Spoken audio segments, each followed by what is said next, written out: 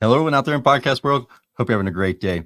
You're listening to or watching the Service Business Mastery podcast. I am one half of the show host, Tersh Blissett, sitting the lesser half. The lesser half, sitting virtually next to my co-host Joshua Crouch. Today, we have the pleasure of talking to Sebastion Jimenez, and I am super excited to speak with him because he's a hoodies. We got free hoodies. Yeah, he gave us some hoodies. Yeah. Who doesn't want to talk to the guy that gave us free hoodies? Right. I mean, he's an absolute hoot too. So we've interviewed with Sebastion. We've had tons of conversations with Sebastion, and we absolutely have a great time speaking with him every time that we have the opportunity. With that being said, if you don't know who Sebastion is, he actually is the founder of Rilla Voice, which is a really cool concept. We use it with Service Emperor, and it actually I'm not going to explain what it is because I'm going to screw it all up. I'm going to let Sebastion explain exactly how they describe what it is. But I'm excited to talk to Sebastion. Josh, you want to add anything to that before?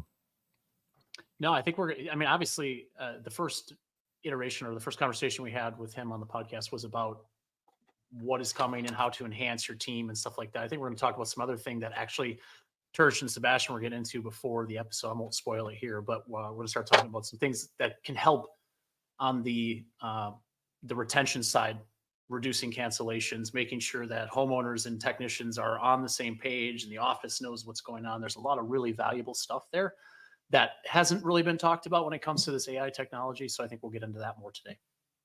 Yeah. Good job, Josh. Are you looking for valuable business advice to reach that 7-figure revenue mark? Do you want actionable tips to properly navigate through every business challenge you encounter along the way? Let Tersh Blissett and Josh Crouch be your guide in getting you to the top here at Service Business Mastery. Tune in as they sit down with world-renowned authors in business, leadership, and personal growth who share valuable insights about management, marketing, pricing, human resources, and so much more. Let their nuggets of wisdom gold guide you in owning a thriving, profitable, and ever-growing business. Here are your hosts, Tersh and Josh.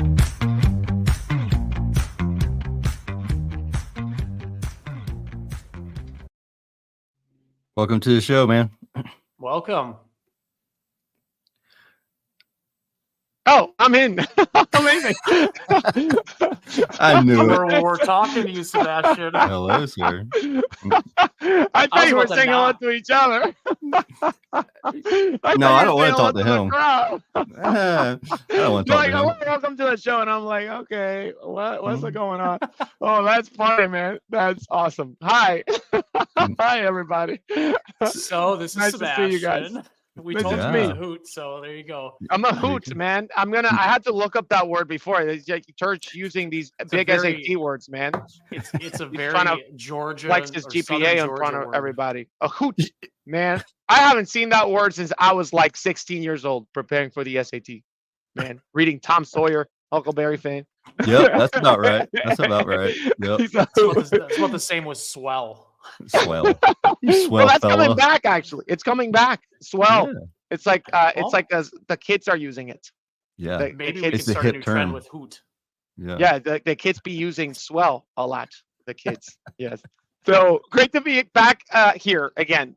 Last time we did it at Home Service Freedom, right? In November. With Tommy Mello. It was our first Home Service Freedom. It was like one of our best events last year, and we were like did it right in the conference floor. That's such a fun time. It's like so super packed, and it was like the conference energy. So yeah, I'm at the office today, so we'll try to keep it cool and less excitable. I love when people are walking by because they're like looking at your camera and what you're doing. Hey, yeah. So this is all the Rilla kids, man. The average age of this company is like 21 years old. It's like literally. Like I'm like an old person at this. I'm like 27 and I'm like the oldest person here. There's like one guy who's older than me. He's like our head of sales, Matt Filito. He's like 30 and he's everybody's grandpa here. He's like our grandpa. Yeah. He's getting old. He's getting up there. Yeah. Long in the tooth over there. He's going to have to get on that Joe Rogan TRT, however you call it, so that he can regenerate. Yeah. Yeah. Oh man. So for those who don't know who you are, can you do a quick introduction of yourself? Yes. People are like, who is this insane person that just Zoom bombed the podcast? Who is that? So I'm Sebastion. I am the founder and CEO of Rilla. Rilla is the leading virtual ride-along software for the home improvement industry. And what virtual ride-alongs means is when your technicians, your salespeople, your design consultants, when they go out and talk to customers in the home, they will be recording their conversations on the Rilla Voice mobile app, where we will use AI to automatically transcribe, analyze, and give them feedback to help them improve their sales and to help their sales managers, their service managers do what we call virtual ride-alongs that are 100 times faster, better, and more productive than ever before. And and we say leading because we're working with over 400 contractors and home services specifically. And out of those 400 contractors, we probably have like the top 10, top 20 contractors in the country at this point. Yeah. So yeah. What exactly does it do? Can you explain to those who don't know what this process involves? Yeah, absolutely. So I'm going to explain. So the easiest way to explain it is for a contractor. Think of the last time you went on a physical ride along, right? Right. You went out with a technician. You drove there, maybe in the truck, maybe right behind them, and you met them at the homeowner's house, and you spent there like an hour, maybe 2, maybe 3, if you had to sell the job, right? Right there and then and complete the job. So you spend, maybe let's call it 2 hours in the home, average 1 hour, 2 hours.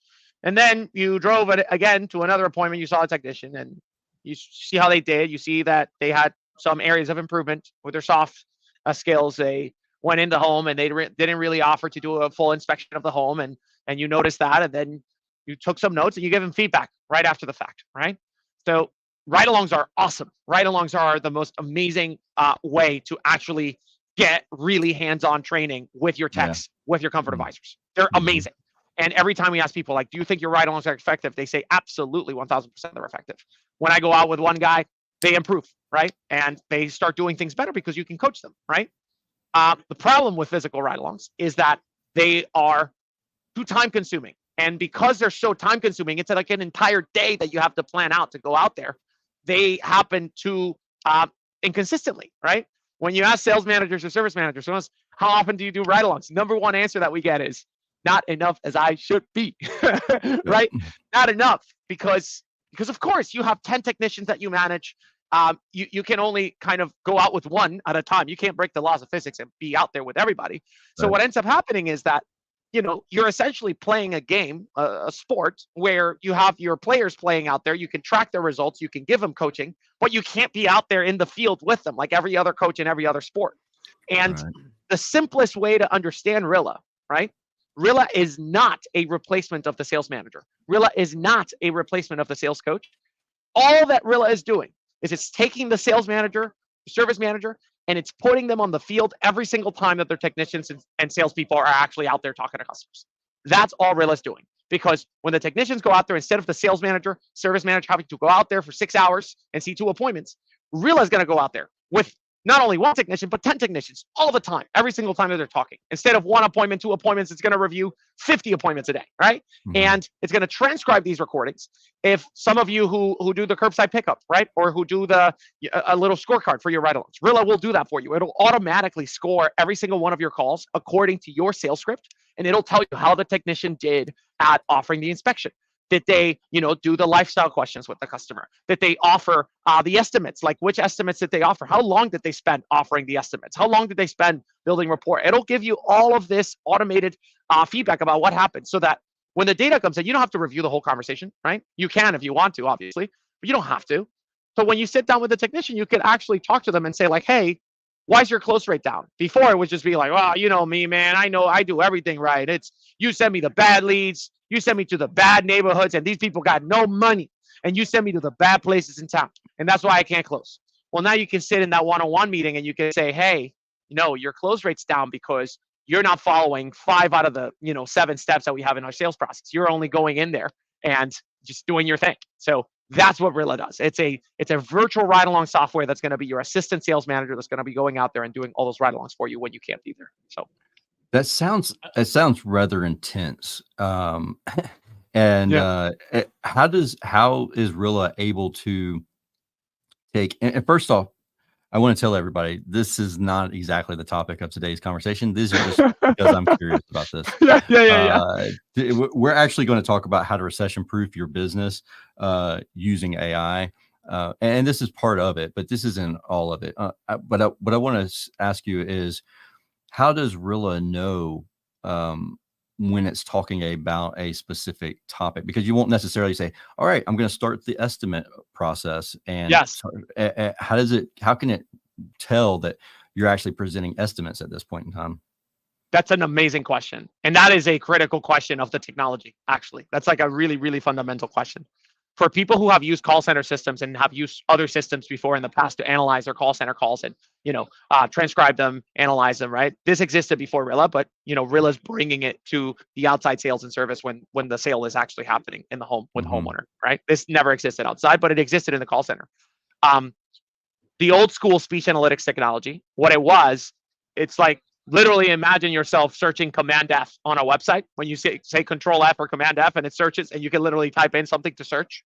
That's what speech analytics was, where you would literally have to say what keywords and phrases you're looking for, which is fine, but it's really hard to get really high accuracy with that.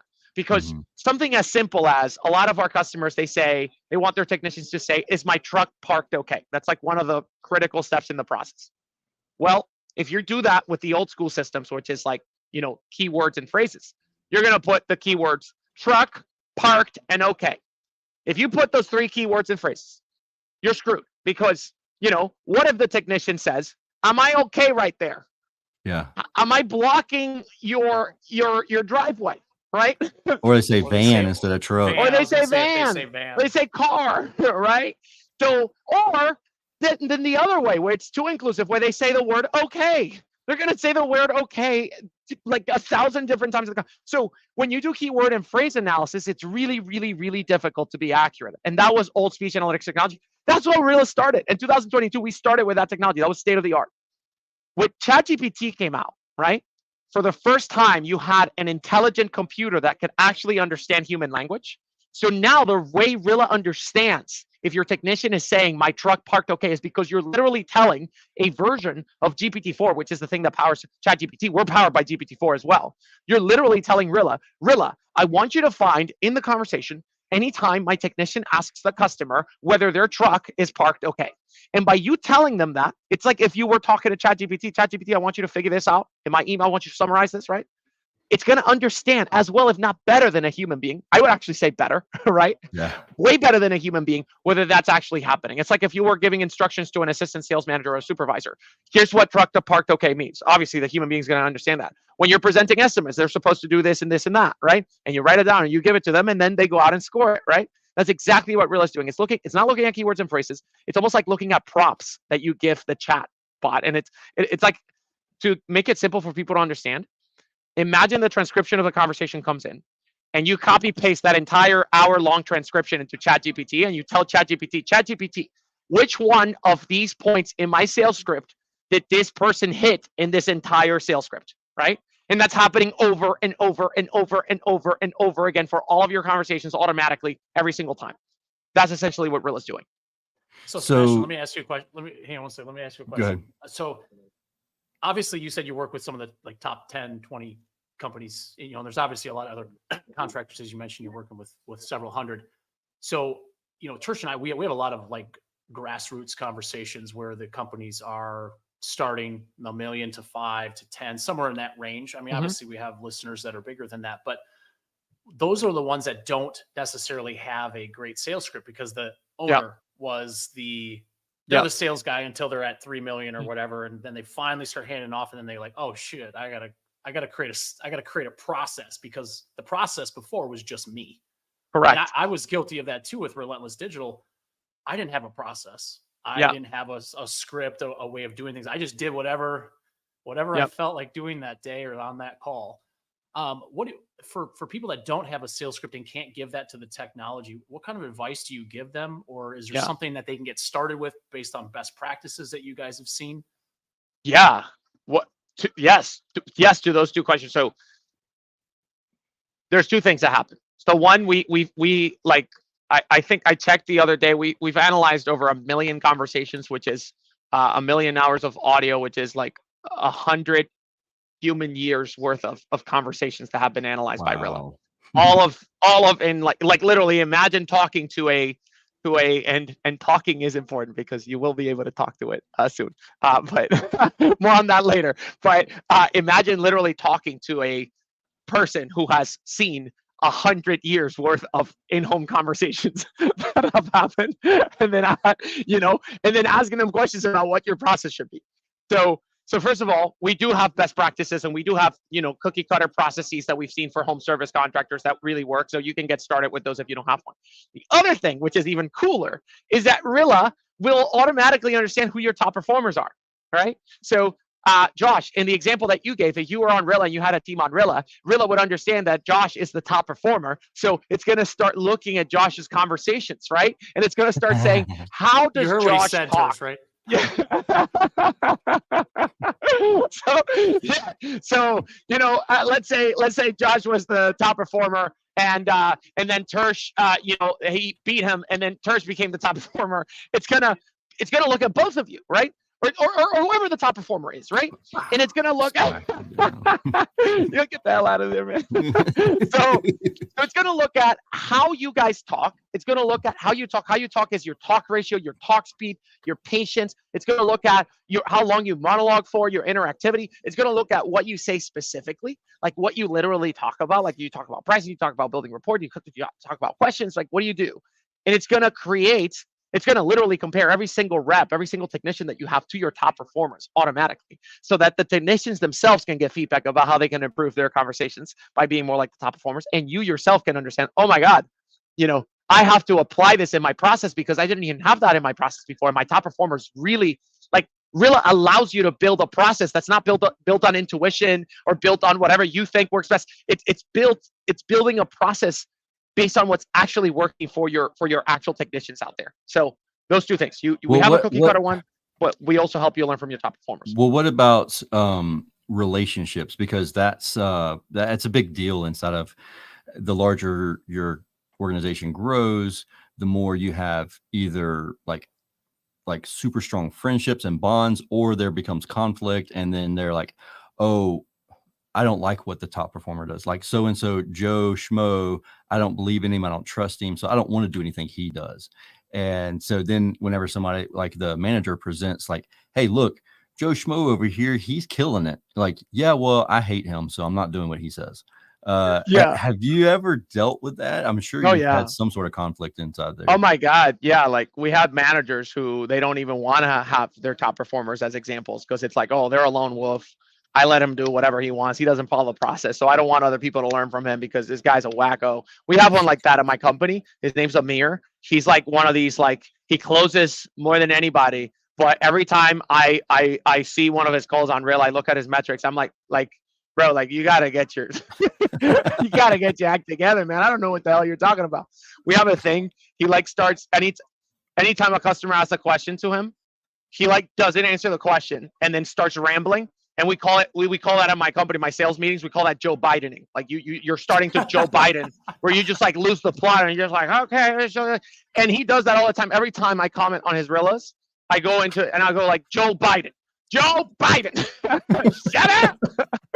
But he's like one of our top performers. So yes, you can fine tune it. You could say like, listen, I don't want this person to be picked as the top performer because I don't want other people. But yeah, we have that all the time.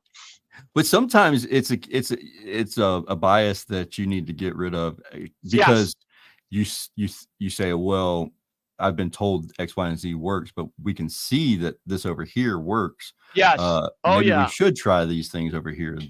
Yes, that's the Moneyball. That's the Moneyball analogy, right? Like the movie Moneyball. I highly recommend watching that movie. I watch that movie any chance I get. It's such a good movie, and that's the whole concept of like, hey, when data comes in and it challenges people's intuitions of how the world works, it's really hard sometimes for people to accept the reality of what actually works, right? And so, Moneyball, Billy Beane, he came in and he started coaching his players based on data, not based on intuitions. And one of the data-based conclusions that they derived was that in order to win more baseball games, you have to get on base more often, right?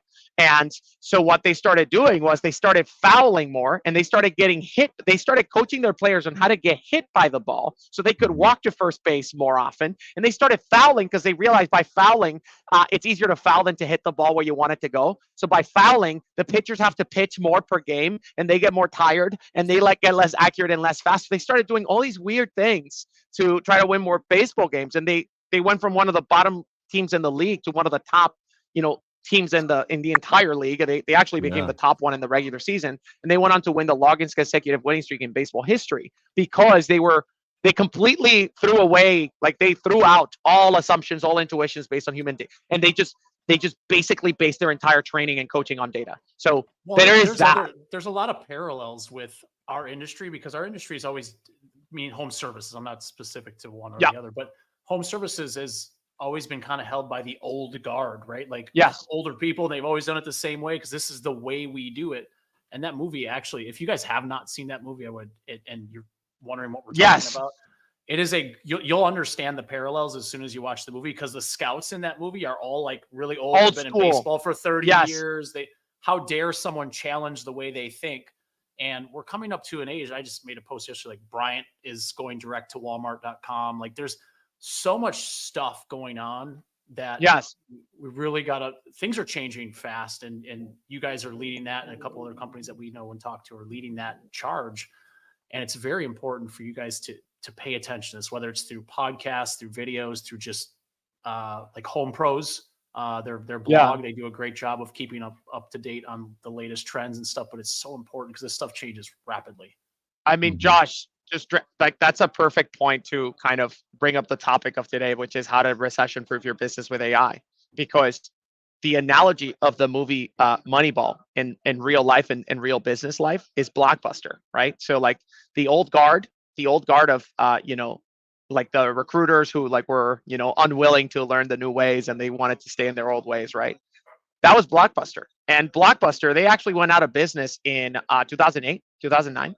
And their executive team, when they came out to declare bankruptcy, they literally blamed it on the recession. They said, it's the market headwinds, and we can't, a lot of our plans. If it wasn't for the economy, the damn economy, the economy.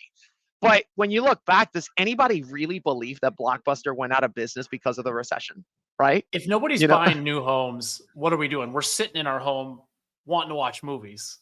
Right. So that doesn't make sense. No, that's my point. It's the recession is not what killed Blockbuster. The recession made very clear, and it surfaced all of the underlying problems in Blockbuster's business. And they had a lot of problems because they refused to innovate and adapt to the new way of doing business in their industry, which was Netflix, DVDs online.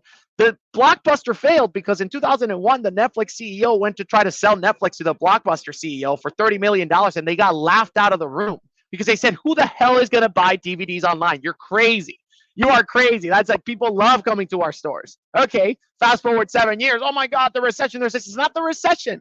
Because during the recession, you also had Netflix starting up their streaming business. They literally started it in 2009, their streaming business. That's when Netflix went from DVDs to streaming. You had Airbnb that started in 2008, 2009. Warby Parker, which was an e-commerce business, started 2008, 2009. And so recessions are not recessions for the people who are inefficient, who are kind of late adopters to technology. Recessions are horrible because recessions make evident the underlying problems of your business. But for early adopter innovators who are thinking of new ways to make your businesses more efficient and to improve your businesses with technology, recessions are the best opportunity in your lifetime is a recession, right? Because to your point, Josh, recession's coming, right? And it is like a lot of contractors are suffering. Interest rates are higher. We have some customers, their leads are down 30% year over year. So that's really bad, right? So 30% decrease in leads, that's bad, right? And the cost per lead is going up, right? And because there's less leads and it's harder to convert them, people getting approved less for financing. It's harder to get leads and it's harder to close them. It doesn't mean that there's no market out there, right? The homes are still there. People still have problems with their homes. People still need those repipes. People still need those HVAC units replaced. People still need to replace those roofs that are leaky, right? There are still problems out there. Just because the roof doesn't care about the economy, right? Like these things in home services, it's always like people always need these products. It's just harder to make the sale now, right? Just because it's harder doesn't mean the market's still out there. And what happens during a recession is the businesses that are inefficient, what happens to them? They go out of business. And what does that mean for the businesses that are really lean and really efficient and really innovative? Because they figure out a better way to get to customers and actually overcome the challenges of the recession. The market's here's left wide open for them. And so what you typically see, I mean, this is not just me talking about, in home services, Tommy Mello started A1 garage door service in 2006, 2 years before the recession. Window Nation with the Magden brothers, 2006, 2007. Aaron Gaynor started Eco Plumbers 2007, 2009. West Your Home, BJ, the CEO, took over in 2007, right? So all of these businesses that are now leading the way in the home service industry, they literally started during recessions, and they took all of the market share that was left wide open by the competitors that went out of business, right? So let me ask you this, yeah. Sebastion. How do we determine early adoption versus chasing the shiny object and having the shiny object syndrome? Yes. So that is such a great question. How do we determine early adopter versus chasing shiny object? That's a good job. So that's an amazing question. I'm going to separate the early adopters from the posers, right? So that's how you know if you're an early adopter if you do these things, and you know you're a poser if you're doing these things, right? Early adopters, right? They focus on business problems, right? Posers focus on like this grand vision that has no underlying kind of faculty in a real problem. Think of your crypto friends. Some of your crypto friends, right? When they say crypto's going to take over, man, it's like we're here. Like this is going to be like the next big thing. And yes, I'm like, okay, what problem does it solve for me? What problem does, Dogecoin solve for me, right? Like, what does it do? Be like, you gotta understand, man, it's on the blockchain, dude. Like, you gotta see the big picture. And by the way, I'm not saying that there are not real projects in crypto, in blockchain. There are real projects happening, but you can tell who I'm talking about, right? They have no idea. There's not a real problem. Versus AI, very simple. Oh, I have a problem. My call center is expensive, right? And my call center representatives are not on script. With Rilla, my ride-alongs, the problem, right? You see how detailed I went on explaining what the problem is with ride-alongs, right? Virtual ride-along software powered by AI. It's not about the AI. It's about the problem that we're solving, right? So the way that you separate being an early adopter from a poser who's just like trying to chase a new shiny object is, are you actually passionate about solving a business problem with a new technology? Or are you just trying to chase some wild dream of like, trying to sound smarter, trying to be like a technologist or something like that? It's not about the technology. It's every great idea, every single great idea has ever happened in history does not come out of like somebody's like thinking in their room and pulling it out of their ass. It comes from somebody trying to solve a really big problem, right? So if the problem's there, it's real. It's real for people. And the last thing I'll say here on how to chase, like how to do the things that are real versus the things that are not, right? So last time I was on the pod, we talked about how there's like all this money coming into home services because of COVID, because of the market conditions, interest rates, home services. That's why Rilla exists. There's all this private equity money coming to home services. There's all this venture capital money coming to home services. Venture capital is the people who fund technology companies like Rilla, like Avoca, like, ServiceTime's going really hard on AI, like with Dispatch Pro. ProBook Dispatch is a startup that's doing it. Like, there's a lot of AI. There's another one that's using computer vision to generate estimates called Conduit, Get Conduit. It's there's so many startups coming after home services. You literally name like all of our friends. Yes. Tyson and Shelby. Like Shelby's we're such great. nerds when it comes to all this AI stuff. So but you think about it, Shelby's from Stanford University, Tyson's from MIT, right? Like all of these kids, George from ProBook Dispatch, he's from University of Pennsylvania, right? Like the people at Rilla here, they're all like Ivy League kids, like, Columbia University, like you're having a lot of money and a lot of smart people coming into home services to build technology. That's not a coincidence. It's by design. Watch the previous podcast that we talked about that because it's happening. So you as a contractor, how can you decide? So you have all this AI software, you have, so many people, so there's so many call center automation tools out there. There's so many people that are saying like, oh my God, we're going to build a chatbot to do this and this and that. How do you pick which one to go with? Even in chatbots, there's ChatGPT, there's Claude, there's Microsoft who has their own chatbot. There's like so many chatbots out there. Jeez, there's Grok now. Elon came into it. But how do you decide where you start building, like which technologies you start building your business on, right? Because that's the thing with new technologies. You have to start building your businesses on top of these new technologies. Like Tommy Mello built his business on SEO, and the Magden brothers built their business on like online advertising and doing like these funny videos, right? So like how do you decide which technology do you build your business on? Very simple trick. You don't want to put all your eggs into one basket and then all of a sudden and it's the wrong basket. Boom, goes away. And then you're like, I feel 2 years I've just wasted. Oh my God. Yes, that is a big risk. Oh my God. That is such a big risk. That what you just talked about, there was people back in 2008 who built their SEO strategy on Bing. Okay? They got a friend who told them like, listen, man, these Google people, they're too expensive, whatever. We got to go on Bing. I got you, man. Bing's the next big thing, man. They got this new thing and we're going to build. Imagine like you're out of business, right? You're just out of business. So you want to build your business not only on the technology, but on the product that's actually going to win the market. You want to build your SEO strategy on Google, not on Bing, not on Yahoo. How do you do that? How do you filter through the noise, and how do you pick the right one to actually start devoting your attention and your focus on? Very simple thing to do. This is a very simple trick. When you're evaluating different technology providers, different software vendors, different products, right? Different technologies, there's one simple thing you need to do as a contractor. You follow the leader. That's it. You try to figure out who the leader is in this new technology. And the leader might be like just early, like an early leader, like who has the lead in this market, right? And you pick that one and you go with that one. And that's it. Why? Why do I say picking the leader is the right thing to do and the only thing you should focus on?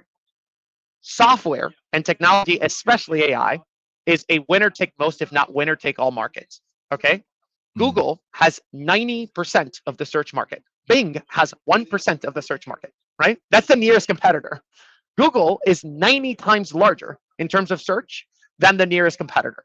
The same things happen with CRM. ServiceTitan is the largest CRM in the trades. The nearest competitor is 10 times behind. Salesforce, which is the largest CRM overall, they are 20 times ahead of HubSpot, which is the nearest competitor. Salesforce is worth almost $300 billion. HubSpot is worth like $20 billion or something like that, right? So Lyft and Uber, you know how people talk about Uber and Lyft as if they're like, Uber is worth more than $100 billion and Lyft is worth less than $10 billion. You see what I'm talking about? There are, when you follow, and what happens is when you're picking a software technology, a provider, whatever it is, you think of the word, you guys know what software, like you guys have heard software as a service, right? Obviously like SaaS, right? Oh, yeah. Mm-hmm. Like, Charles, have you ever thought about what the service means in software as a service? Like, isn't that like a weird thing? Like service, software as a service. That's an oxymoron to me. Yeah, that's like jumbo shrimp. Yeah, exactly. Because you think software as a service, you're buying software. You're like, it's a product that you're buying. How is it a service, right? Sure.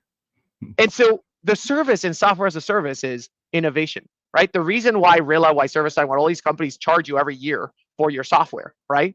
The reason why they do that is because the service that they're giving you is that they're improving the product year over year, week over week, day over day. You're constantly improving the product. Hopefully they are. No, if you're not doing that, there's no service, right? You're not software as a service. You're just scamming people. Like literally, sir, if you're not innovating as a software as a service provider, you're not doing any service. You're just like software, you buy it and that's it. So in software as a service, you're betting not on the product, you're betting on the right company that's going to be able to actually innovate the product day over day, week over week, year over year, right?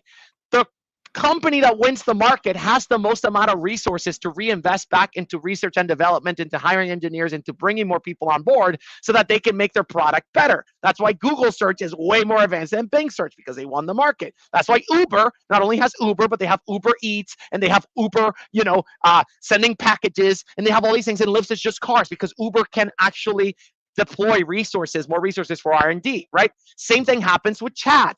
You don't want to build your business on Claude, which is from Anthropic, which is OpenAI's nearest competitor, right? Because while Claude is figuring out how to get their AI to not think like an idiot, OpenAI already has GPT-4, which is the smartest computer alive, right? Sure. And Five's on its way out. I mean, it's on its way to be Five's released. on its way out, and they're building things to automatically generate video. You don't want to build That's your business wild. on Claude. You want to build your business on the piece is really Sora. wild. They're building Sora, man. They're already moving to video, which is insane. You don't want to build your business on Claude. You want to build your business on ChatGPT because they're the clear leader by a mile. So when you're trying to filter through the noise and you want to be a real early adopter, first focus on a business problem that you have. You're a business person. You know your business more than anybody else. What are the bottlenecks? What are the problems? What are the things that you can create efficiencies in your business? Think like that. And then you're going to go out and say, okay, what technologies can I go out there and buy or build, right? Sometimes some of the best early adopters are going to build their own technologies, right? Yeah. Schedule Engine, which was a company acquired by ServiceTimes, it got built by a contractor, right? By Homex, Yep. right? They built Schedule Engine, and so they went out and built their solution to their problem because they understood what their problem was, right? So you understand your problem. That separates you from the posers and from the people like just technologists, like the crypto bros or whatever. You focus on problems, and once you have, well, go ahead, finish your point because I have another question that kind of leads into this. So then, and the next thing is, once you figure out your problem, you try to figure out who's out there, who's solving that problem for your space, and you try to figure out who the leader is, right? And that's it. So when you hop on a software demo, you don't ask people about their products and the features and compare and put them on a Kanban and like try to compare feature by feature. That's stupid. You ask them about their company. Well, how big are you? What's your growth rate? What's your retention? How many customers do you have? Like, how many customers in my market, right? You literally ask them as if you were an investor in their company because you're investing in their capability to deliver the innovation service in the future. That's all you're doing. You said, So you don't ask said them about how the many product. competitors are in, how many of your customers or clients are in my market? Is that a good thing or a bad thing? That is for the early adopter, that's going to sound like a bad thing because you're too late to the party. Yeah. But usually that's another thing. With AI, you want solutions that are purpose built, right? This is why ServiceTimes exists and Salesforce hasn't. Like ServiceTimes is a CRM that's purpose built for home service contractors, right? The same thing. With AI, you really want things that are fine-tuned to your workflows, right? So if you see a lot of Avoca and Tyson exactly, so like Avoca, there's Air AI, right? There's Air AI, which is a generalized business use case kind of automated call center, right? Mm-hmm. It's out there, anybody can use it, but Air AI, it's not going to be innovating specifically for home service contractors. They're not going to be trying to connect to your dispatch. They're not going to be trying to connect to your specific workflows. They're not going to try to they're not going to be training their AI to answer calls like the CSRs and home service calls answer the calls. A call in a call center for a home service contractor is much different than a call in a bank, right? So the more customers there are in the market that you're in, that tells you that this person is clearly the leader for my use case, for my problem in my market, right? So that's actually a good thing when you're looking at early stage kind of technologies. How many customers do you have in my market? If they don't have any customers, then you're the guinea pig. Right, and they're gonna try it out on you. That's very yeah, true. Yeah. All right, so let me ask you about this. You mentioned that it is built on ChatGPT, and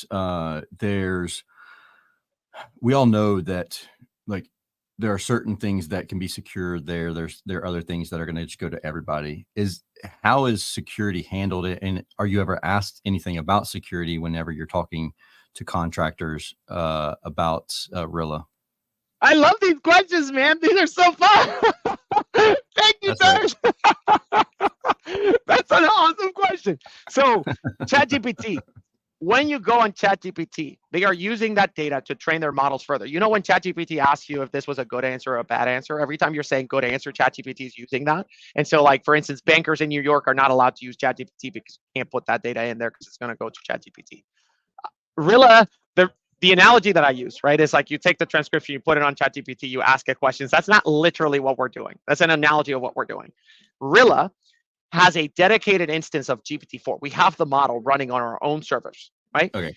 Yep. We are using our own servers, right? That are ours, right? OpenAI does this for companies. We're not on the public, like we're not on the consumer version of like GPT-4, Sure. ChatGPT. Yeah. You have the like APIs. we're on the enterprise grade version of GPT-4, which you It's have not to pay $20 a month for y'all. Yeah, no, it's not, dude. Say, like, if the Big Daddy OpenAI is listening, man, give me a discount, man. Like, you guys are killing us, man. You guys are out here, man. Sam needs to give you a little discount. Sam needs to get Papa a little Sam, man. discount. Papa Sam, he got fired. He came back, man. I'm rooting for him, but man, give me a discount. If you saw my OpenAI bill, god damn, dude, I don't even want to think about it. People think about the manufacturers, man. Oh, it's much worse, man. It's much worse than what you gotta pay. So no, so we basically on our enterprise grade, which means that we have our own dedicated server, which basically means that we own that, and so that's not shared across. So what OpenAI is doing is they're running a particular instance of GPT-4 on our server that we pay for. That's ours. That's Rilla, and that's where we're putting our data. And then from there, we are dividing all of the customers' data into their own instance so that it's not shared. Okay, across. so I have a kind of nerdy question on that particular subject, and as the new updates happen with Chat 4, like you got 4-125 preview, like do those updates go to your server as well, or do you have to, like, and does it mess up the information that you already gathered? Because I'm sure that the information that we as contractors provide to you, that helps fuel your conversation. Does whenever there's an update, if it does go onto your server, does that ever muddy the water up on the conversation? Like, do you ever feel like, okay, I should have, we need to go back to the backup because we're getting bad output? So when a new model comes out, like GPT-4, we were on GPT 3.5 before GPT-4 came out. Well, no, like the little sub models that they do, the little, like releases. GPT Turbo, like Turbo, GPT Turbo. Yeah, so and stuff like that. we don't Turbos, like those are all dumber actually than GPT-4. The smartest machine, the smartest computer, the smartest thing alive is actually GPT-4. There's no smarter thing than GPT-4, I would say. Not a single human being is smarter than GPT-4. And so GPT sucks for you, Josh. Here you thought you were smarter than 4. So Josh is just getting roasted today, man. God damn. Every time I talk to Josh, it's just the roasting. Makes me feel better about myself. Change the name of the podcast to like the roast of Josh. It's like those Comedy Central thing, and you just invite guests and be like, Josh, anyways. Josh is gonna murder me after this episode. So we don't use Turbo. We don't use any of those because GPT-4 is the smartest computer that there's out there. When GPT-5 comes out, we're probably gonna look at it and and see, and if it works for it, we're gonna switch on to that. So Sebastion, I got a question for you. I got a text from a buddy of mine that's in the trades. What are you on, and how can we get your energy? Oh, dude, I wish I could show you. Does anybody have the Magic Mind here? Does anybody have the Magic Mind bottle? I'm gonna do a free ad for Magic Mind. It's magic. I'm on Magic Mind. If anybody's wondering, it's not cocaine. It's not. It's not Red Bull. I'm on Magic Mind. I don't even drink alcohol, by the way. I'm like super clean. I drink this this little green juice, not FDA approved. I don't know what it has. I just drink it. It's apparently like really healthy for you. Joe Rogan, not FDA approved, but who cares about the FDA anyways? Don't sue me, FDA. I'm sorry. They don't have it. But anyways, yeah, I'll show it here. So it's this little juice that this little green juice. It's so good for you, and I drink it alongside with my coffee. It gives me so much energy. But it's not like Red Bull. It doesn't make you crash. It has all these natural nootropics and plants and all this things that people in the suburbs know how to pronounce better than me. Yeah. I was just curious. Yeah. I literally got a text while we're sitting here, and I was just laughing internally because I was thinking the same thing about 20 minutes ago. I'm like, man, how do I get that energy and bottle it up every day? Magic Mind, dude. There it is. We literally buy it for everybody at Rilla. It's so good. Oh, that makes so much sense. Sorry to derail the conversation. Tersh was asking all these technical server questions, and I'm like, how do you get that energy, bro? Yeah, dude. You gotta. Yeah, it's Magic Mind. Just Magic Mind. It's like $70 a month. Yeah, very good. Oh, $70 a month. I just looked it up, and it was like $59 for a bottle. I was like, damn, I guess you got to be rich in order to be able to have energy. Yeah, you gotta be the leader, man. You gotta be Google to get Magic Mind, not Bing. Bing doesn't get Magic Mind. All right, Sebastion, Josh, you have any other questions before I ask any more? I was going to go in just a little bit. We talked about it before the show, and this always happens. We talk about stuff before the show. We forget to bring it onto the episode. But let's talk. And honestly, this is a big reason why we use AI summary note takers for our Zoom calls for clients on the marketing side. We use Fathom with Zoom because it does the summary. It has the entire conversation recorded. We can make sure if a client said something, we can verify it. If our CSM team or account management team said something, we can verify it. And that way everybody's on the same page. And we talked about this a little bit before. How does the technology help make sure, like when a system gets sold and a customer's told something, because we all know customers lie, or they don't think they lie, but they do. They people say, lie. Yes, people lie. People lie. Data doesn't, right? It's perception sometimes. But how does the technology help in those instances? So that way a contractor, not only they can learn about the data and their team and increase their sales, but help protect them from people who are trying to lie and get something that they weren't supposed to get or whatever the case is. Yeah. So, I mean, that was a use case that there's a lot of things that, happened that we didn't know that were going to happen before we launched this in home services. And that's what happens with any new technology. Like the use cases become, it's like it just emerges, like with this emergent quality, like very serendipitously. And this was one of those things where we were like, oh wow, we didn't know that was a thing that we could do with this, which is exactly as you're talking about, Josh and Tersh. You and I were talking about this before the show, where a lot of contractors who use Rilla, they realize that okay, there's a sales coaching aspect, there's a virtual ride-along aspect, but now this is actually like an insurance tool where we're recording everything to make sure that, a customer doesn't pull one over us, and to make sure that our technicians are doing the right thing. So you can actually be fair and you don't have to rely on anybody's word to see what happened. There's a callback or if there's an issue or anything. I'll share a use case scenario that we ran into with this situation. This exact situation, which is what we were talking about before we started recording. A technician, two technicians went out to a customer's home and performed a lot of different repairs, like tons of services and new customer and everything else. And she called in and emailed after the fact stating multiple things that I was like, wow, that doesn't sound like our team, but like she sounds very convincing. Like I'm like concerned that maybe we had a bad day and we were like, man, just screw it. This woman's nuts. I'm out. Like, just peace out, Girl Scout. I don't want nothing to do with her. Like, so, and I was like, oh yeah, we got Rilla. Let's check it out. So I listened to the recording and, how did you find the recording, by the way? How did you find it? Oh, I just looked up her name, I guess. Yeah. It was very simple because because it's all automatically, each call that's when they're dispatched, it's automatically sent over there. So it was easy to find. I that wasn't a problem at all. What blew me away were the things that caught in the conversation, like things I didn't hear audibly, but it was like it transcribed those things. And we spoke about this last time where like even if it doesn't hear certain words, like it can fill in the gaps on certain things. But in this particular circumstance, flat out, our team did exactly what they were supposed to do. They did exactly what we told the homeowner was going to happen.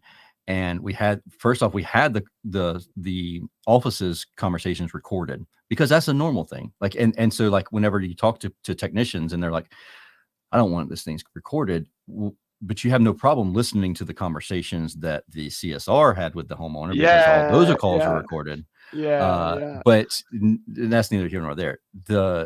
This actually, it proved that our guys did exactly what they were supposed to do, nailed it, like killed the script, didn't do anything wrong, and even kept repeating themselves the correct way every time she tried changing what the technician was saying. And so I was like, there's no question about what the guys did. Like they 100% nailed it.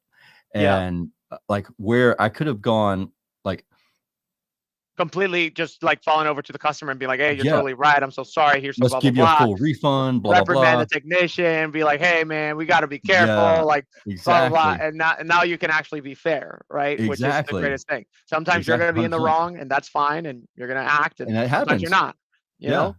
And sometimes the 100%. customer is not, right? You know? Right. And then you present the recording to her, and she's like, doesn't say anything else about it.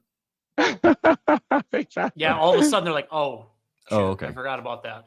Yeah. You It's know, like, oh what yeah, you're right. You know, you were mentioning like that thing about the AI filling the gaps in the audio because it's using Whisper, which is OpenAI's transcription model, right? That's also hosted in-house by Rilla.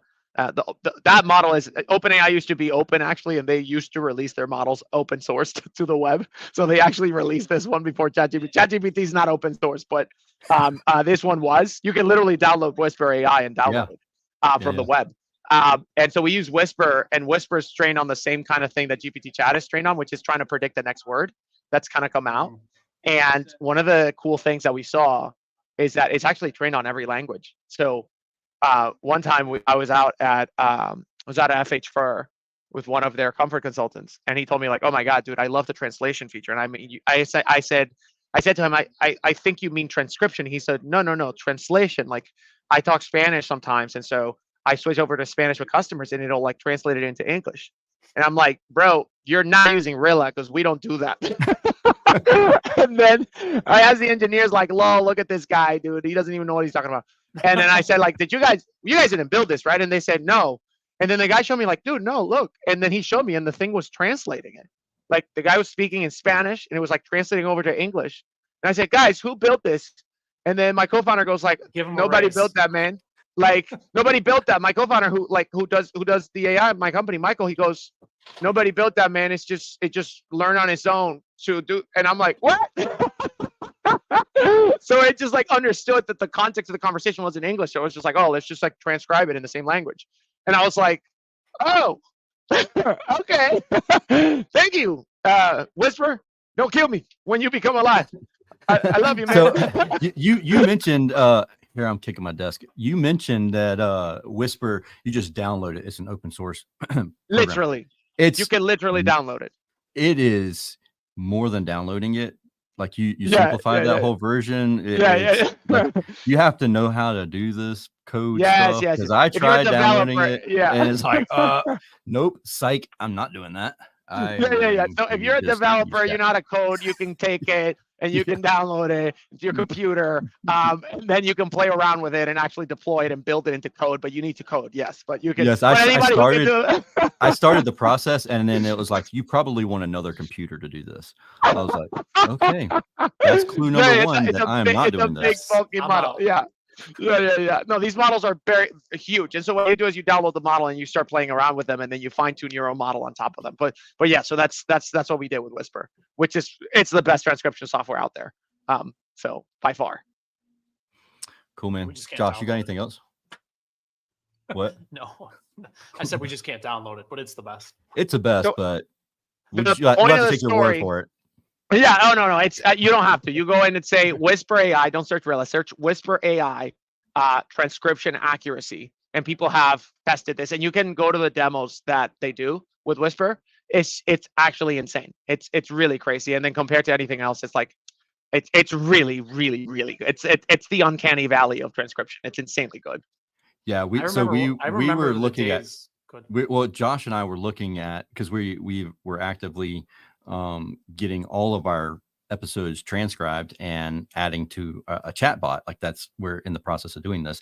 And originally that's what I was going to do, is just download Whisper and have it do it. And I was like, no, there's got to be a different way to do this, because this is. Well, there's others that are easier to use for consumer applications, but Whisper, if you want to use it like enterprise grade transcription, that's like the most accurate in the world is Whisper. It's built on the same foundation that ChatGPT was like. It's like the same company.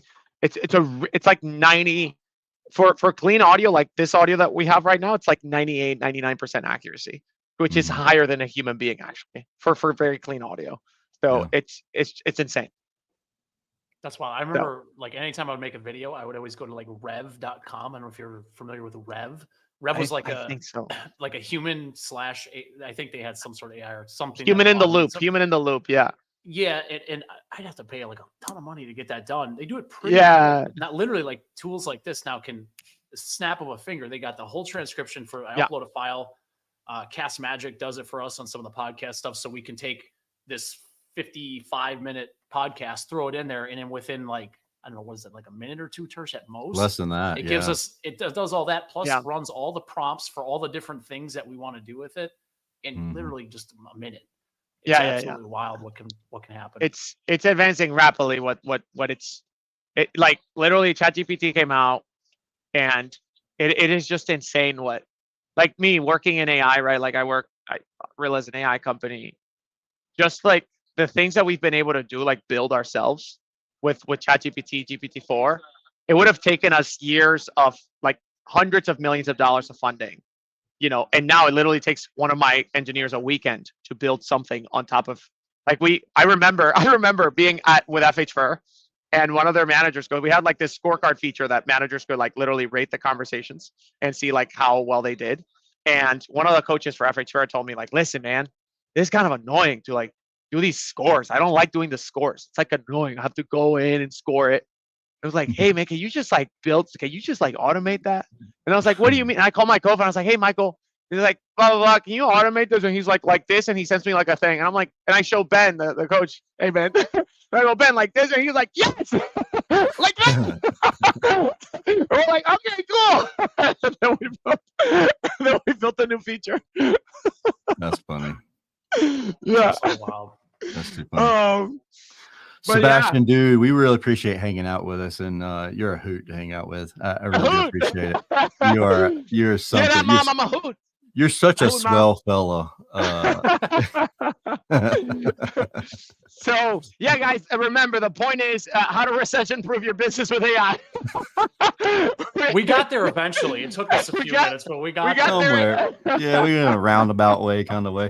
For those who are interested in the conversation that we had, if you could hang on and buckle in, and you got through it with the rest of us, how can they? And you want to learn more about Sebastion and Rilla. How can that happen? So yeah, you can actually now go to rilavoice.com, but you can now actually go to rilla.com. Since we've got the domain, so you can go to our. You don't even have Rilla.ai. I mean, what kind of AI company are you? No, we went with the old school .com. .com is still leading, so we follow the leader. It right? is. So, anyway, there you go. Yeah, so RILLA.com, Rilla.com, and you can go and check out our customer stories page with all of our customers to learn more about how it can help your business. And then if you're interested, click on the book a demo link and book a demo with one of our highly trained salespeople who have been trained with the latest in AI technology, because we use Rilla on all of our calls. And I trained them. So you tell us how we did. Dude, that's cool. We appreciate you hanging out with us. Josh, you guys think anything else? No, I got to get off this podcast because Brittany's like, well, if he needs another salesperson, I'll work at Rilla. She loves your energy. So no. We're hiring. I got to get off the podcast. Otherwise, I'm going to lose my best salesperson. So. We appreciate it. We got Magic Mind. Yeah. There you go, Josh. That's all you need to keep Brittany. There you go. All right. We appreciate it, everybody. We'll see y'all. Thank you.